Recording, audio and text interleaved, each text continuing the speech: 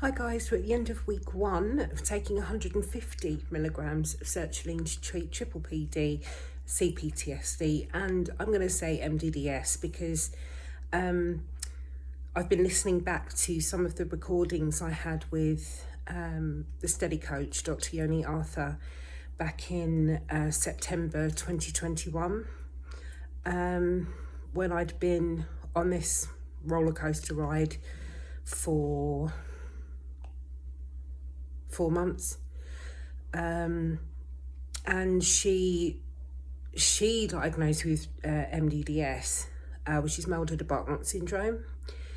So I've actually updated my tags on my YouTube because really I should be including that.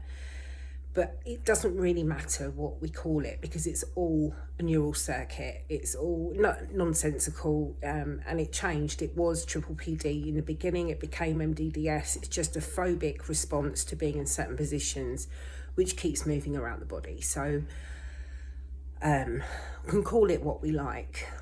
But I do have symptoms of MDDS because I feel like I'm moving when I'm still. I feel like I'm on a boat when I'm still, and I'm better in a car. Anyway, regardless.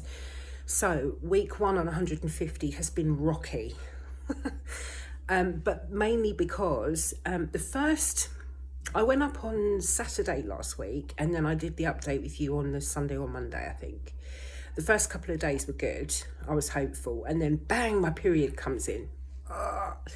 And everything goes, as you can imagine. I mean, we all know that when we increase our medication, it can get a slight increase in symptoms. But obviously add a period on top of that and it just goes through the roof. So it's been rocky. I've had a lot more days of feeling unsteadiness when I walk, and feeling self-conscious, where I'll suddenly be really introspective and kind of be like, oh, and I feel like I'm going to panic, but I don't. And it's for no particular reason, really. It's not like I'm thinking about anything when it happens. It's just happens. I can be with whoever. I'm with my friends, my boyfriend, doesn't matter who. It just happens.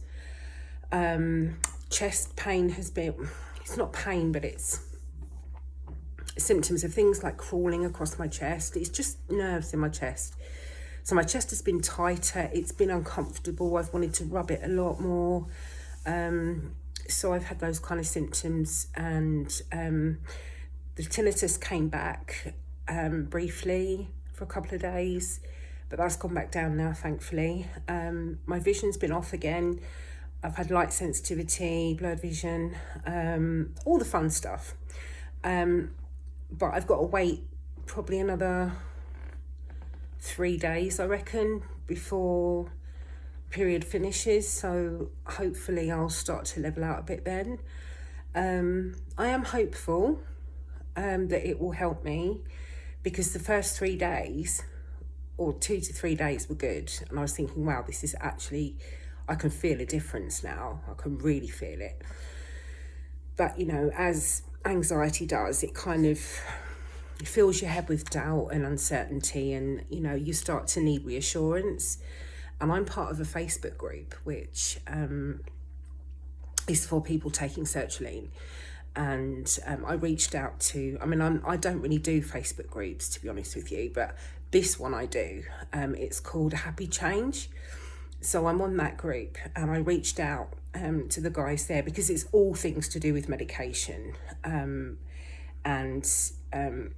I said, guys, you know, I've just gone up from 125 for 9 weeks, up to 150.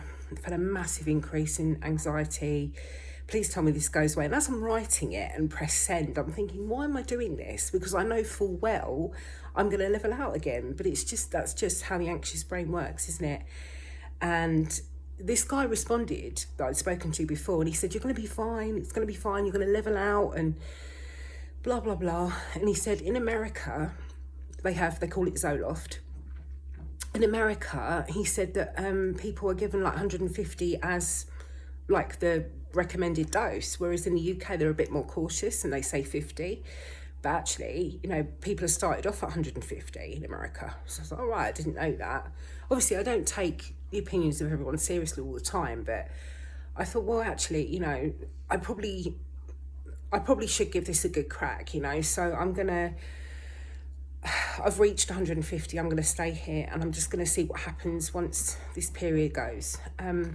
Today is my anniversary with my partner. We've been together 18 years today, and we went out for dinner. It's this lovely restaurant, and I sat there and I was just so dizzy. I was disorientated, and he could see, you know, it was the same thing again, which, you know, there's certain times we're in a restaurant and he's talking to me and I can't even focus on what he's saying. I'm just like, I just need to get up and run. I could just feel the energy in my body was just insane. And, you know, it's just a complete phobic response. It's just like my whole body was vibrating. My chest just felt like someone was standing on it. And my vision was just going. I was finding it hard to focus. I was finding it hard to look at the menu to read. And it was just really uncomfortable. But I did my best to put on a brave face and get through it for him. But yeah, that was really difficult. And I said to myself, okay, I'm going to get some fresh air soon. I'm going to be okay. And we went for a walk. And then we went to, excuse me, I'm in Margate at the moment. And so we've got a lovely pier here with some bars on it. And, you know, we went for a walk in the sunshine. It's a lovely day today. Went for a walk along the pier, stopped at this bar, and it's normally somewhere where I feel grounded and I feel quite calm normally. But I couldn't wait to get out of there, and I just couldn't wait to get back to my massager and soothe, you know. So I'm on it now. I'm just like, oh yeah, this is bliss. Having said that, I haven't had much sleep last night. I had probably 6 hours. Like I said, the hormones are playing up, and but yeah, I'm still hopeful that this is gonna be good for me, and I can't wait to get into my routine. Like I said to you last week, you know, I need to do my morning walks again and just focus on things I enjoy doing. Now all of the obligatory stuff is out the way. So yeah, that's pretty much it really. That's the honest account of how it's been for me after a week on 150. But let's keep going and see what difference it makes. Hopefully it does help me. I'm still kind of thinking I'm angry that I had the vaccine, and that there are people that because if I feel like if I didn't have the vaccine, this wouldn't have happened. I know this, I've got the steady coach in my head saying yes, but it's not the vaccine that's keeping it going now. No, I appreciate that, but you know, if I hadn't have had that second COVID vaccine, this wouldn't have happened. And I have to be careful what I say on YouTube because it gets censored, etc. So if you're following me because you've put in a search for dizziness following COVID vaccines, please contact me on Instagram if you want to talk about your account of what happened and see comparatively if it makes any sense with mine. I'm at D Cutmore, that's DEECUTMORE on Instagram.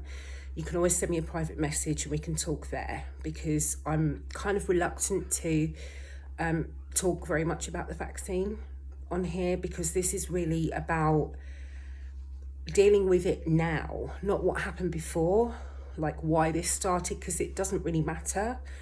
I would like to get some acknowledgement that, you know, that this has, you know, having that has caused this and has kept me ill for such a long time, and I am claiming for vaccine damage, because it's affected my life. I can't enjoy anything, and I can only work a couple of days a week, and it's just a daily life is very difficult, but we're all going through it, and we know we have good days and bad days, but still it's not right. So anyway, if anyone wants to talk to me about the vaccine, please just send me a private message, because I don't really want to talk about it on here. just thought I'd mention it because I've had a couple of people trying to contact me about it. So anyway, I love you and leave you guys. I really hope you're doing okay. Hello to you all, and let's see what happens in the next week, and I'm sure it'll be better than this week. All right, love you guys. Take care.